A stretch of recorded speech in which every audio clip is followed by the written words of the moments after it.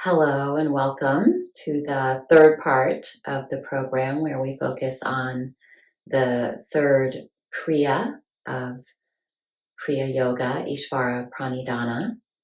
And again, we will need all of these energies and aims throughout our lives, but we can see how things progress, that in some ways that tapas is more needed in the beginning, yet we want to maintain it for as long as we can throughout our lives.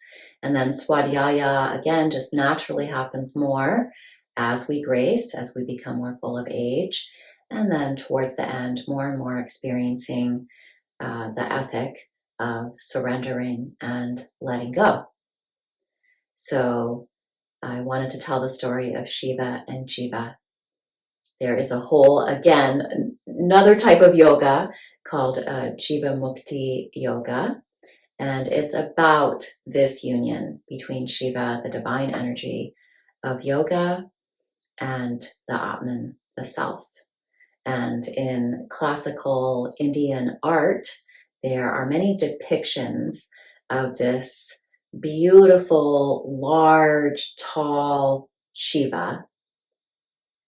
And under his foot, one of his feet, he may have multiple limbs, I can't remember right now, but under one of his limbs, he's almost kind of pushing down this kind of greasy looking little creature who is Jiva.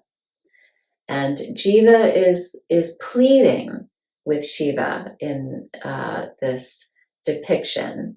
And there's a whole story about it. I won't get into it right now because I think there's enough said just in thinking of this image of Jiva looking up at Shiva and saying, please, please, please let me be a part of this divine union of yoga, the bliss, the samadhi.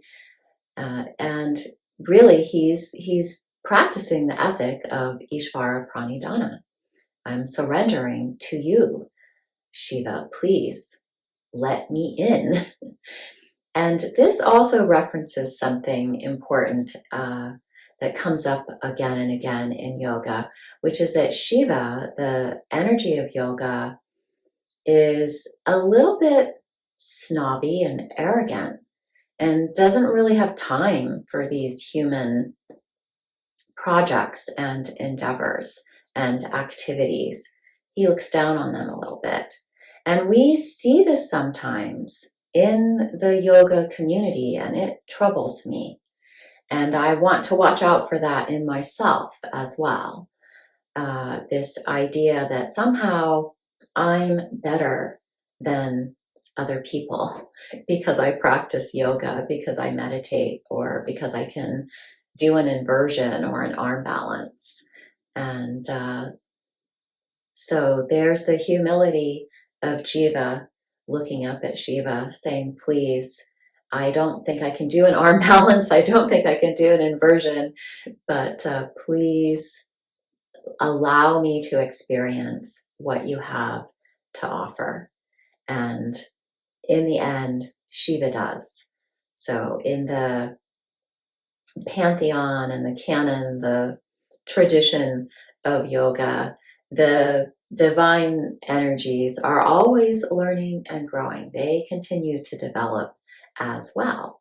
They're not born perfect and they make a lot of mistakes, and that is the play between the human world and the divine world, is these mistakes and the ways in which sometimes humans help the divine energies and sometimes the divine energies help the humans. So there's that intersection of Shiva and Jiva. So mukti is the freedom. It's related to the word moksha, mukti and moksha. And so this is the soul being freed by the energy of yoga. Shiva Mukti. Namaste.